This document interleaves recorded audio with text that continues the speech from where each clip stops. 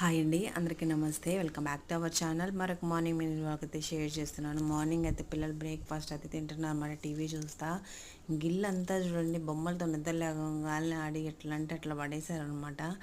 ఇంక ఈరోజు మా లంచ్లోకి వచ్చేసి దొండకాయ ఫ్రై అండ్ సాంబారు. ఇంకా పిల్లలకైతే బ్రేక్ఫాస్ట్ దోశ అది పోసిస్తాను. ఇంకో పక్కన అయితే సాంబార్ అయితే పెట్టేశాను అన్నమాట పొయ్యి మీద. ఇంకా సాంబార్ అయితే చూసుకుంటూ వీళ్ళకి దోశలు అవి పోసేసాను.